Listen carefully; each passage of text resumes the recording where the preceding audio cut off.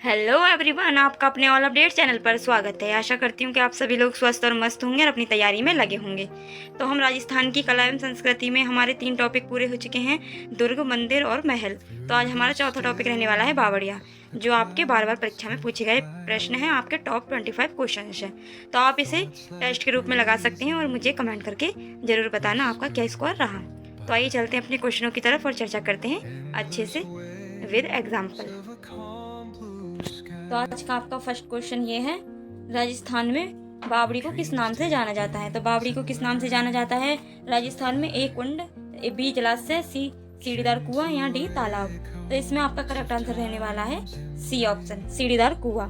तो हम बावड़ी को और क्या कहते हैं, और अन्य भाषा में मतलब और अलग अलग स्थानों पर इसे अलग अलग नामों से जाना जाता है। जैसे कि ये बावड़ी हो गया, सीढ़ीदार कुआं, और आपकी वावड़ी, और इसको वाव भी बोलते हैं। तो स्थानों के हिसाब से इसका अलग अलग नाम रख दिए। ये गहरे होते हैं और सीढ़ीदार होते हैं, तो ये आपको याद रखनी है। ये आपका सेकंड नंबर क्वेश्चन, राजस्थान की सबसे प्रसिद्ध बावड़ी कहाँ पर स्थित है। तो कहाँ पर है? चित्तौड़गढ़ में, पाली में है, आबू रोड या आबानेरी। तो इसका करेक्ट आंसर रहने वाला है आपका डी ऑप्शन, आबानेरी, जो कि आपका दौसा में है। दौसा में आपका आबानेरी है और इसमें आपकी चांद बावड़ी है, चांद बावड़ी, जो कि आपकी बहुत बड़ी और प्रसिद्ध बावड़ी है। तो ये आपको याद रखनी है। ये भारत की सबसे बड़ी और गहरी बावड़ियों में गिनी जाती हैं। इसकी आपकी 13 मंजिलें हैं और आपके 3500 आपकी इसकी सीढ़ियां हैं, जो कि संकरी हैं। और इसका निर्माण आपका हुआ था 9वीं शताब्दी में राजा चंद्र वर्मा द्वारा हुआ था। और ये आपके हर्षद माता मंदिर है ना, उसके पास ये स्थित है। और ये आपका हर्षद माता के लिए ही समर्पित है। ये आपका थर्ड क्वेश्चन, चांद बावड़ी किस जिले में स्थित है। तो आपका दौसा में, अजमेर में, बाड़मेर में है, जयपुर में। तो इसका करेक्ट आंसर रहने वाला आपका दौसा। दौसा में आपका, अभी मैंने बताया था पिछले क्वेश्चन में, दौसा के आबानेरी जिले में है, गांव में है। और ये भारत में सबसे बड़ी और गहरी बावड़ियों में गिनी जाती है। इसकी आपकी 13 मंजिलें हैं और 3500 आपकी इसकी सीढ़ियां हैं। तो ये आपको याद रखनी है। आपका इंपोर्टेंट क्वेश्चन बन जाता है, क्योंकि इससे आपके कई क्वेश्चन बनेंगे। तो आइए चलते हैं अगले क्वेश्चन पर। ये आपका चौथा नंबर क्वेश्चन, चांद बावड़ी का निर्माण किस शासक द्वारा हुआ था। तो किस शासक द्वारा करवाया गया था? ए चंद्रवर्मा, भोजराज, भीम सिंह या राव मालदेव। तो इसका करेक्ट आंसर रहने वाला आपका चंद्रवर्मा। ये चंद्रवर्मा आपके चंद्रवंशीय शासक थे, जो कि इनका चंद्रवंश इनका वंश था। तो इससे इन्होंने निर्माण करवाया था 9वीं शताब्दी में इसका निर्माण करवाया था। और ये सबसे विशाल मंदिर भी है, सबसे विशाल और प्रसिद्ध मंदिर है। तो बावड़ी है। तो ये आपको याद रखनी है। 5वां नंबर क्वेश्चन, चांद बावड़ी किस देवी को समर्पित है। तो अभी मैं पिछले क्वेश्चन में बता के आ रही थी आपको, ए दुर्गा, हर्षद माता, अन्नपूर्णा, सरस्वती। तो इसका आपको करेक्ट आंसर पता चल गया होगा कौन सा है। तो इसका करेक्ट आंसर रहने वाला आपका बी ऑप्शन, ये हर्षद माता को समर्पित है ये आपका मंदिर। और ये कहाँ पर है? आपके दौसा के आबानेरी में है चांद बावड़ी। तो ये आपको याद रखना है, इससे आपके कई क्वेश्चन बन गए हैं। तो इसमें आने की संभावना है। तो आपको ये टॉपिक अच्छे से कवर करना है और अच्छे से पढ़ना है। ये आपका छठा क्वेश्चन, किस बावड़ी को भारत की सबसे बड़ी बावड़ी माना जाता है। किस बावड़ी को सबसे बड़ी बावड़ी माना जाता है। तो इसका आपका ए ऑप्शन, रानी जी की बावड़ी, चांद की बावड़ी, पाटन बावड़ी या भंडारेज बावड़ी। तो इसमें आपका करेक्ट आंसर रहने वाला है ए ऑप्शन, रानी की बावड़ी। तो इसमें आपका कहाँ पर पड़ता है? राजस्थान के बूंदी जिले में पड़ता है। इसका निर्माण आपका 1699 में हुआ था, जो कि रानी नाथावती के द्वारा हुआ था, जो कि आपके राजा अंजुमन सिंह की रानी थी। और इसमें लगभग 46 मीटर लंबी और 20 मीटर चौड़ी है ये। और इसमें कई मंजिलें हैं और ये खूबसूरत मेहराबे और शिल्पकला के लिए अद्भुत है। और इसे हम आपको अन्य नाम से जानते हैं, इसका क्वीन ऑफ स्टेप वेल्स। तो इसको हम अन्य नाम से भी जानते हैं, क्वीन ऑफ स्टे वेल्स। तो ये आपको याद रखनी है। ये भारत की सबसे बड़ी बावड़ी कौन सी है? तो रानी जी की बावड़ी, ऑप्शन ए इसका करेक्ट आंसर रहने वाला है, रानी जी की बावड़ी। ये आपका 7वां नंबर क्वेश्चन, रानी जी की बावड़ी कहाँ पर स्थित है। तो कहाँ पर स्थित है? बूंदी, कोटा, भरतपुर, झालावाड़। तो इसमें आपका करेक्ट आंसर रहने वाला है ऑप्शन ए बूंदी। अभी हमने पिछले क्वेश्चन में रानी जी की बावड़ी के बारे में चर्चा करी थी। ये आपका बूंदी जिले में है और ये सबसे बड़ी भारत की बावड़ी है और इसका निर्माण नाथावती ने करवाया था। किसने? नाथावती ने, जो कि अंजुमन की पत्नी थी। तो इनके द्वारा इनका निर्माण करवाया गया। तो ये भी आपका इम्पोर्टेंट क्वेश्चन है, ये आपको अच्छे से तैयार करना है। 8वां नंबर क्वेश्चन, रानी जी की बावड़ी का निर्माण किसने करवाया? किसने करवाया था? तो अभी हमने बताया था आपको पता चल गया होगा इसका करेक्ट आंसर क्या रहने वाला है। BCD, रानी नाथावती जी ने, रानी पद्मिनी ने, रानी कर्णी ने, रानी रूपमती ने। तो इसका आपका करेक्ट आंसर रहने वाला ए ऑप्शन, रानी नाथावती ने। तो नाथावती ने इसका निर्माण करवाया था। इसमें ये लगभग 46 मीटर लंबी और 20 मीटर चौड़ी है।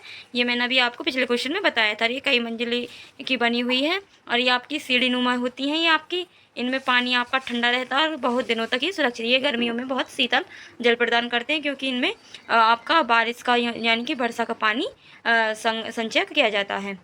जो गाँव आपके गाँव कस्बों, इनमें ये आपके पीने के, नहाने के और आपके अन्य कामों में काम आता है। तो आपको याद रखनी है।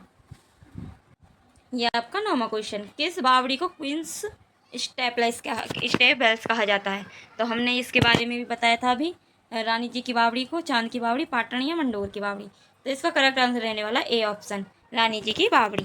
तो ये आपके घूम फिर कर ये क्वेश्चन पूछे गए हैं, तो ये आपको अच्छे से याद रखनी है। क्या इसमें रानी जी की बावड़ी को क्या कहा जाता है? Queens of step. ये ये कितनी बड़ी है? यानी कि आपकी 46 मीटर लंबी है और 20 मीटर चौड़ी है और इसकी कई मंजिलें हैं और ये हमें शीतल जल प्रदान करती हैं। यह आपका 10वां नंबर क्वेश्चन, किस बावड़ी का मुख्य उपयोग किस लिए किया जाता है? यानी कि बावड़ियों का मुख्य उपयोग किस लिए किया जाता है? कृषि के लिए, जल संचयन के लिए, व्यापार के लिए, अनाज भंडार के लिए। तो आपको पता होगा राजस्थान में कितना सूखा रहता है, बारिश बहुत कम पड़ती है बहुत से इलाकों में, और जो डेजर्ट एरिया है वहाँ पर तो बहुत कम बारिश देखने को मिलती है। तो इससे आपको पता चल गया है कि इसका करेक्ट आंसर क्या रहने वाला है। इसका करेक्ट आंसर रहने वाला है ऑप्शन बी, जल संचयन के लिए।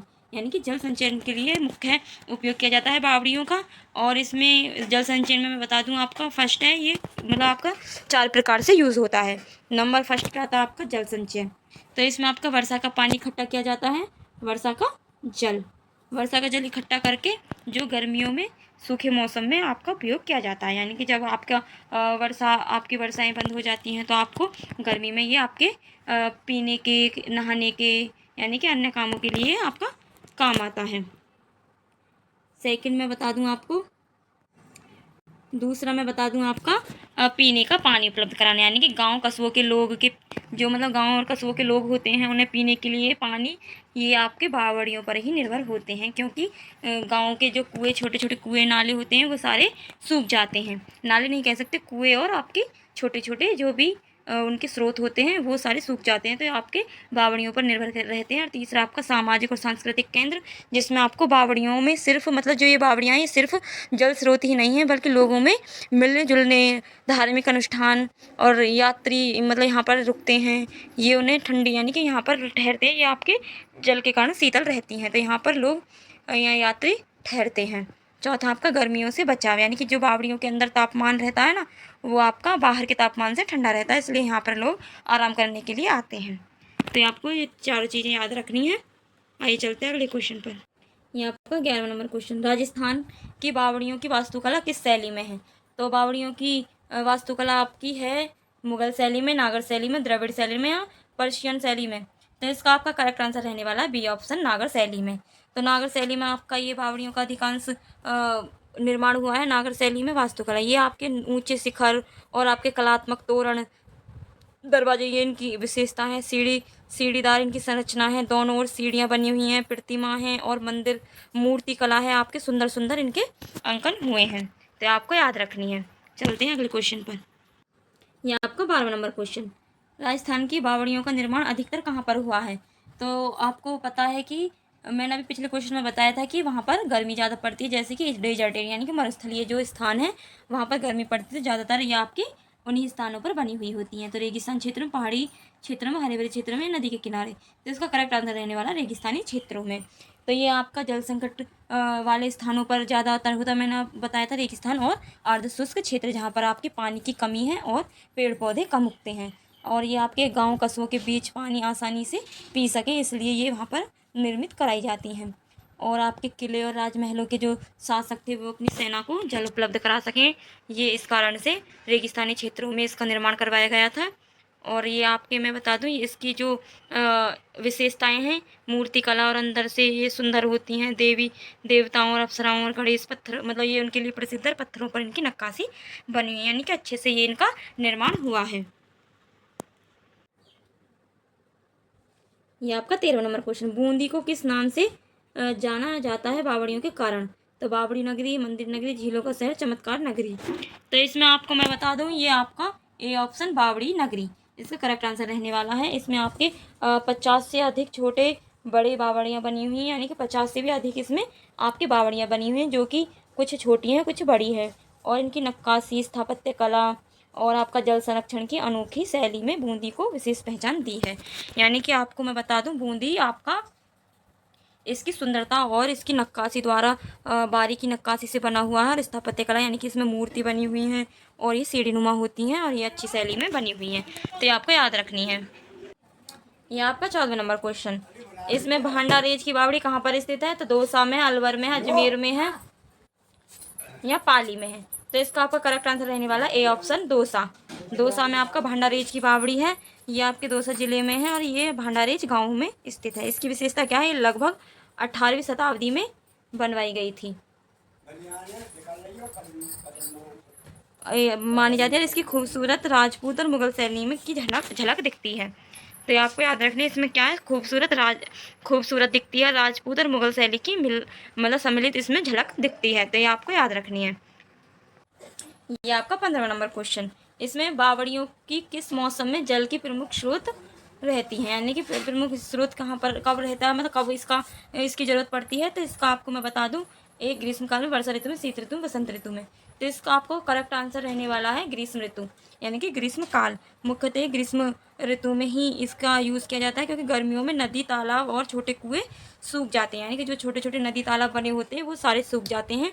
तो इनका अंदरूनी भाग ठंडा रहता है और ये गहरी होने के कारण ये अच्छे से, मतलब इनमें पानी सुरक्षित रहता है, साफ़ सुथरा रहता है, और इससे वर्षा का जल लंबे समय तक सुरक्षित रखा जा सकता है। और इससे हमारे गांव के जो लोग हैं वो पूजा पाठ, स्नान, नहाने के लिए ही, मतलब पीने का पानी, इसी पर ये निर्भर है। तो ये आपको याद रखनी है किस लिए उपयोगी है? स्नान यानी कि नहाना, स्नान, पूजा पाठ आदि कार्यों के लिए इन्हीं बावड़ियों पर निर्भर रहते हैं, जो वहाँ के स्थानीय लोग, यानी कि गांव कस्बों के जो लोग रहते हैं, जो दूर दूर मतलब डेजर्ट एरिया में ही बसे हुए हैं, जहाँ पर पानी की कमी है, वहाँ पर बावड़ियों का निर्माण करवाया गया है, जहाँ पर उनको पानी की पूर्ति हो सके। तो आइए चलते हैं अपने अगले क्वेश्चन पर। यह आपका 16वां नंबर क्वेश्चन, रानी जी की बावड़ी किस नदी पर बनी हुई है? किस सदी में बनी हुई है, यानी कि शताब्दी? तो आपका सी 16वीं, 17वीं, 18वीं या 19वीं? तो इसका करेक्ट आंसर रहने वाला है आपका बी ऑप्शन 17वीं शताब्दी में बनी हुई है, जो कि आपकी 1699 में बनी थी, जो कि नाथावती ने आपका इसका निर्माण करवाया था, जो कि अंजुमन की वाइफ थी, जो कि अंजुमन राजा की वाइफ थी। मैंने अभी आपको इसके बारे में हमने चर्चा करी थी पिछले क्वेश्चन में, इससे आपके कई क्वेश्चन बन चुके हैं। तो ये आपको अच्छे से तैयार करना है, मोस्ट इम्पोर्टेंट है ये आपका, मोस्ट इम्पोर्टेंट, तो अच्छे से इसको तैयार करना है। ये आपका 17वां नंबर क्वेश्चन, 17वां नंबर क्वेश्चन है, इसमें आपका पूछा राजस्थान की बावड़ियों को में किस कला की सुंदरता का अंकन है? तो इसमें आपको किस कला का सुंदर अंकन दिखता है? तो इसमें मैं बता दूं आपको, ये आपका ऑप्शन ए मूर्तिकला, चित्रकला, नृत्य है, लोक कला। तो इसमें आपका आंसर रहने वाला है ऑप्शन ए मूर्तिकला। मूर्तिकला आपका शिल्प सज्जा के लिए प्रसिद्ध है, इसका निर्माण आपका 11वीं से 15वीं शताब्दी में हुआ था। इस काल में इसकी जो मतलब ये मंदिरों के साथ जुड़ी बावड़ियों में है। और ये आपकी मूर्ति कला, ये आपका बताया था मैंने, मूर्ति कला और आपके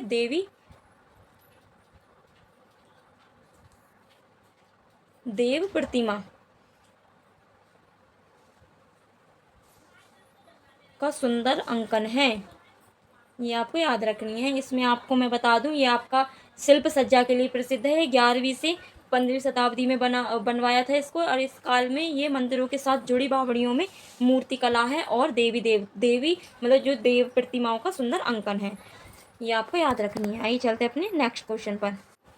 ये आपका 18वां नंबर क्वेश्चन, बावड़ियाँ किस प्रकार की संरचना होती है, मतलब बावड़ियों की किस प्रकार की संरचना है।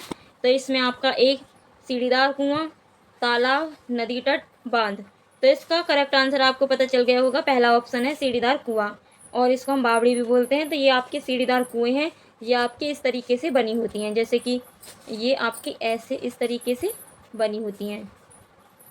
यहाँ पर आपके कुएं होते हैं, ये आपकी सीढ़ियाँ होती हैं, ये बीच में आपकी बावड़ी होती है, यानी कि आपका पानी संचय होता है। ये आपकी सीढ़ियाँ होती है, नीचे यहाँ पर आपका पानी जमा होता है, जिससे बारिश आती है। बारिश के पानी से इसमें आपका जल सुरक्षित होता है। और मैंने आपको बता दूं कि जो आपके राजस्थान में छत्ते हैं ना, छत्तों को आपके इस तरीके से बनाया जाता है कि जिससे पानी वहाँ पर जमा हो सके। एक टैंक बनाया जाता है नीचे, और उस पाइप के माध्यम से उस टैंक में पानी चला जाता है, जो आपका पीने के योग्य रहता है, और वो सुरक्षित उससे किसी बड़े उससे ढका जाता है। तो ये आपको याद रखनी है। बावड़ी किस तरीके की होती है, इस तरीके की आपकी बावड़ी होती है, जो सीढ़ी नुमा होती हैं। तो आइए चलते हैं अपने अगले क्वेश्चन। ये आपको 19वां क्वेश्चन, रणजी की बावड़ी किस जिले में है, यानी कि रणजी बोलो या फिर रानी जी की बावड़ी बोलो।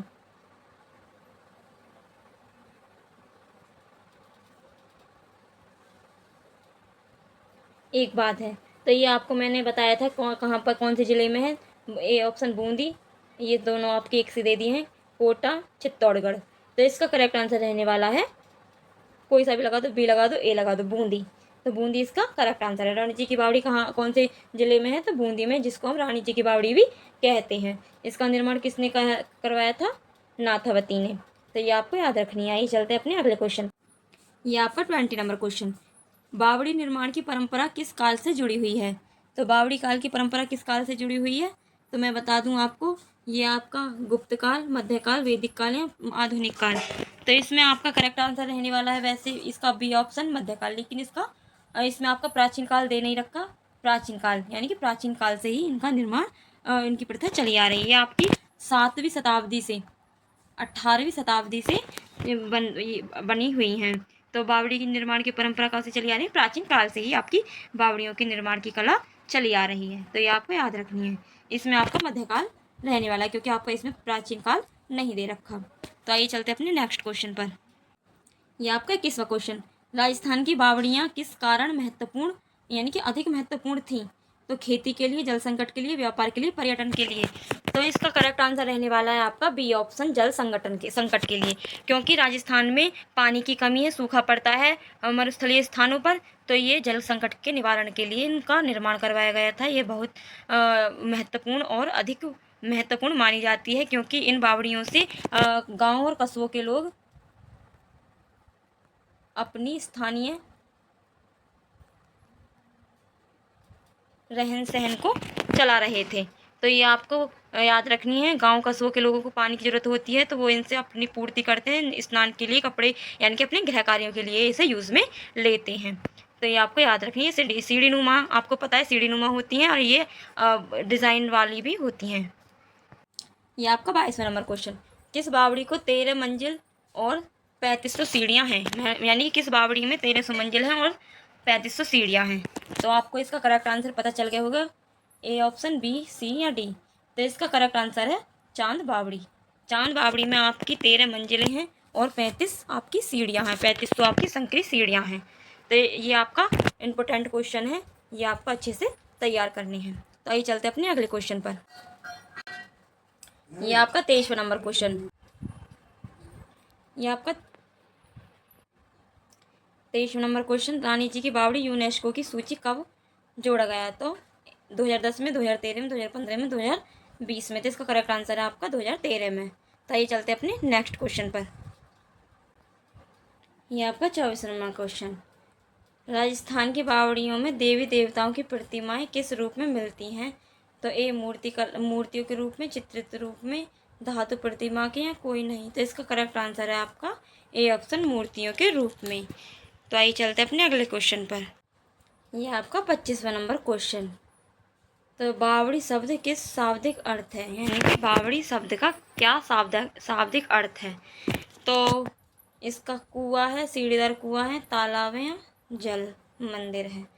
तो इसका बी ऑप्शन करेक्ट रहने वाला है, सीढ़ीदार कुआं। तो ये आपका आज का लास्ट क्वेश्चन है। तो आपका क्या स्कोर रहा, प्लीज़ मुझे कमेंट करके ज़रूर बताना। और आपको किस टॉपिक पर वीडियो चाहिए ये भी मुझे कमेंट करके बता सकते हो। तो आपको ये उम्मीद करती हूँ कि आपको वीडियो पसंद आई होगी, आपको समझ में आया होगा। तो ये आपको अच्छे से तैयार करनी है। जो भी फ्रेंड्स इस चैनल पर नए हैं, प्लीज़ चैनल को लाइक एंड सब्सक्राइब कर लें और बेल आइकन को प्रेस कर लें। तो आइए चलते हैं मिलते हैं अगली वीडियो में। तब तक के लिए थैंक यू।